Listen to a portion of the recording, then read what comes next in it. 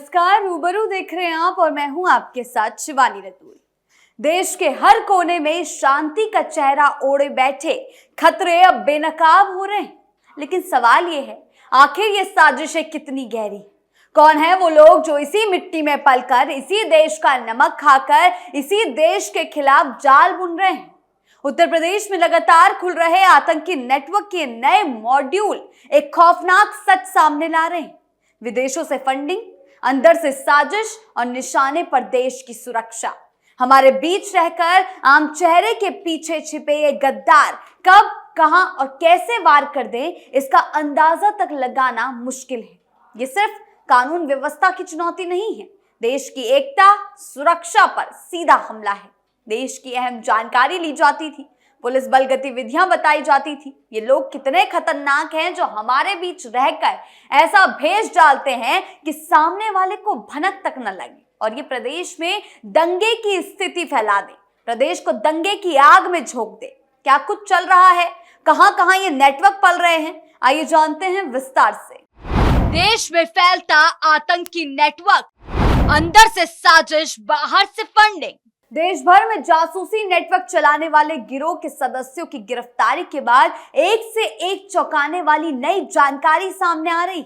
पाकिस्तानी आकाओं से भारत में बैठे गुर्गे सनातन वेशभूषा की आड़ में जासूसी और रैकी कर देश विरोधी गतिविधियां चला रहे थे।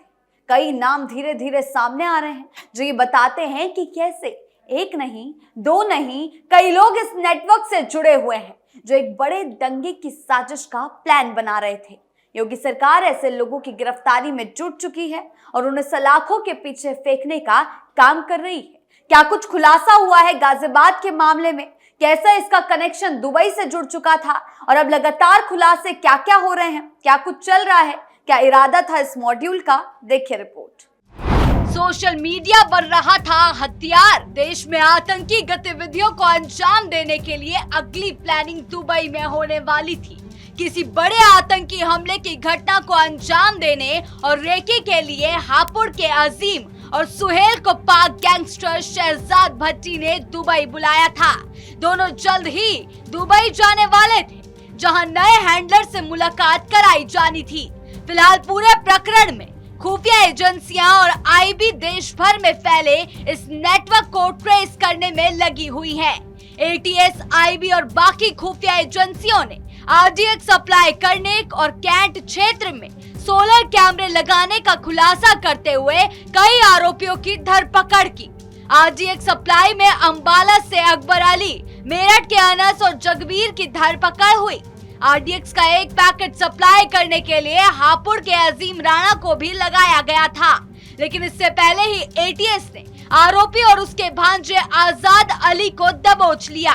सोलर कैमरे को लगवाने वाले सोहेल की धरपकड़ के बाद बड़े नेटवर्क का खुलासा हुआ और 18 लोगों की गिरफ्तारी हुई। खुफिया एजेंसियां, आर्मी इंटेलिजेंस और आईबी की पूछताछ में सुहेल और अजीम राणा दोनों ने बड़े खुलासे किए। सुहेल ने बताया कि वीडियो कॉल में हुई बातचीत के दौरान गैंगस्टर शहजाद भट्टी ने उसे दुबई बुलाया था। वहां एक बड़ा काम देने का प्रस्ताव था। कहा था कि पंजाब में एक पैकेट डिलीवर करने के बाद दुबई आने का इंतजाम हो जाएगा। दूसरी ओर सुहेल और उसकी साथी साने इरम उर्फ महक को भी दुबई बुलाया था। दोनों ने जिस तरह से दिल्ली से लेकर हरियाणा और पंजाब में सैन्य क्षेत्र के आसपास कैमरे लगाए थे, उससे इनका हैंडलर मोहम्मद उर्फ सरदार काफी खुश था। कैंट क्षेत्र में सोलर कैमरे लगाने के खुलासे होने के बाद वेस्ट यूपी में अलर्ट किया गया। सेना और पुलिस मूवमेंट पर नजर। अब मेरठ कैंट रेलवे स्टेशन, सैन्य क्षेत्र और छावनी के आसपास लगे सभी कैमरों को लेकर छानबीन हो रही है। खोजबीन की जा रही है कि कहीं सोलर कैमरे यहाँ तो नहीं लगे, साथ ही जो भी कैमरे लगे हैं उन्हें किसने लगाया और कंट्रोल रूम कहाँ है। सुहेल गैंग ने दिल्ली और सोनीपत समेत कई जगहों पर सोलर कैमरे लगाकर सैन्य क्षेत्र और सेना के मूवमेंट की रेकी शुरू कराई थी। खुलासा होने के बाद वेस्ट यूपी में अलर्ट जारी किया। सैन्य क्षेत्र, छावनी और सैन्य इलाके में पड़ने वाले रेलवे स्टेशन पर कैमरों को लेकर सर्च ऑपरेशन शुरू कराया। छानबीन कराई जा रही है और पता किया जा रहा है कि ये कैमरे किसके हैं और कब लगाए गए थे, इनका कंट्रोल रूम कहां पर है और कितने दिन की रिकॉर्डिंग सुरक्षित रहती है। सुहेल के साथ काम करने वाली इरम उर्फ महक संभल की रहने वाली है। इरम को अपने साथ कुछ युवतियों को शामिल करने का काम दिया गया था। इरम साथ ही कुछ किशोर और युवक को सोशल मीडिया पर निशाना बना रही थी और काम दिलाने के बहाने से जाल में फंसा रही थी। इन लोगों को बताया जाता था कि कैमरे लगाने का काम सरकार की ओर से कराया जा रहा है। देश में दंगा फैलाने की साजिश, दिल्ली पुलिस की बड़ी कार्रवाई। खामोशी में छिपा शोर, चेहरों के पीछे छिपे चेहरे और साजिशों का वो जाल जो नजर तो नहीं आता लेकिन देश की नींव हिला देने की ताकत रखता है। हमारे बीच ही हमारे जैसा बनकर भरोसे का नकाब पहनकर घूमते ये लोग कब गद्दारी की हदें पार कर जाएं, इसका अंदाजा लगाना भी मुश्किल है। हर खुलासा एक नया सवाल खड़ा करता है, हर गिरफ्तारी एक नई साजिश की तरफ इशारा करती है। सवाल ये है कि कैसे ये लोग बहकावे में आ जाते हैं, पैसे के लालच में आ जाते हैं। इनकी सोच किस हद तक गिरी हुई है कि ये अपने ही देश की सुरक्षा के साथ खिलवाड़ करने की कोशिश करते हैं, आतंकियों से मिलकर। दिल्ली पुलिस ने भी यूपी में रह रहे एक बड़े आतंकी को पकड़ा है। क्या कुछ हुआ है इस मामले में, देखिए रिपोर्ट। योगी सरकार का सख्त एक्शन, गद्दारों पर लगातार शिकंजा। दिल्ली पुलिस की स्पेशल सेल ने पाकिस्तान में बैठे गैंगस्टर से आतंकी बने शहजाद भट्टी के एक अहम सहयोगी को गिरफ्तार कर एक बड़े आतंकी मॉड्यूल का खुलासा किया।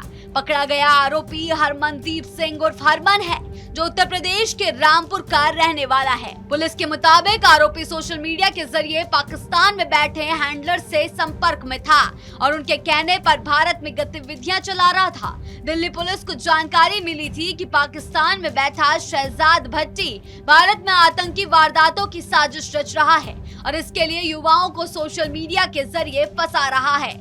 इसी दौरान पुलिस को हरमनदीप के बारे में पता चला, जो लगातार भट्टी और उसके विदेश में बैठे साथियों के संपर्क में था। जांच के बाद खुलासा हुआ, पुलिस ने उसे गिरफ्तार कर लिया। पुलिस के अनुसार आरोपी ने पंजाब के होशियारपुर जिले के तलवाड़ा इलाके में 3 जगहों पर TTH लिखकर ग्राफिटी की थी और उसका फोटो वीडियो बनाकर पाकिस्तान में बैठे अपने हैंडलर्स को भेजे थे।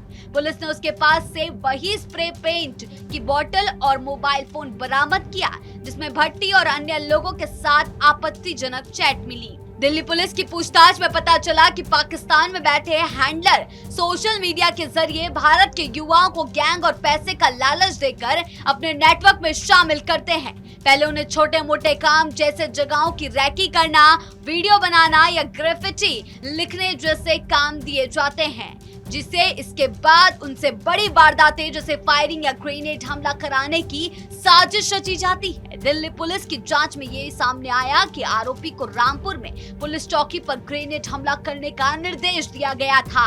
इसके लिए हथियार और ग्रेनेड पंजाब के रास्ते ड्रोन के जरिए भारत भेजने की बात कही गई थी। हालांकि उससे पहले ही पुलिस ने उसे गिरफ्तार कर साजिश को नाकाम कर दिया।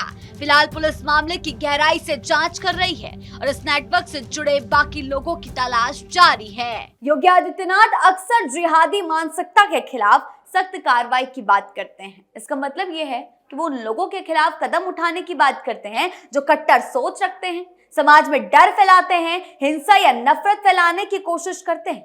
उनका कहना है कि ऐसे लोगों पर कड़ी कार्रवाई जरूरी है ताकि आम लोग सुरक्षित रह सके, प्रदेश में शांति बनी रहे। इसीलिए सरकार, पुलिस ऐसे मामलों पर जल्दी और सख्त कार्रवाई करने की कोशिश करती है। खतरा अब सिर्फ सीमा पर नहीं, हमारे आसपास भी छिपा हो सकता है। लोग आम बनकर हमारे बीच रहकर देश के खिलाफ साजिश कर रहे हैं। हर नए खुलासे से पता चलता है कि ये नेटवर्क कितना बड़ा और खतरनाक है। लेकिन अच्छी बात यह है कि पुलिस और जांच एजेंसियां लगातार ऐसे लोगों को पकड़ रही हैं, उनकी साजिशों को नाकाम कर रही हैं। योगी सरकार हर मोर्चे पर पूरी तरह एक्टिव नजर आ रही है और ऐसे खतरों के खिलाफ लगातार सख्त कार्रवाई कर रही है। संदिग्ध गतिविधियों पर नजर रखी जा रही है, सोशल मीडिया पर पैनी नजर रखी जा रही है और जो भी लोग देश के खिलाफ काम करते हुए पकड़े जा रहे हैं, देश की सुरक्षा से खिलवाड़ कर रहे हैं, उन्हें तुरंत गिरफ्तार कर जेल की सलाखों के पीछे भेजा जा रहा है। सरकार का साफ संदेश है, कि सुरक्षा के मामले में कोई लापरवाही नहीं होगी और जो भी देश के खिलाफ साजिश करेगा उसे बख्शा नहीं जाएगा। आपकी इस बारे में क्या राय है, हमें कमेंट सेक्शन में जरूर बताएं। धन्यवाद।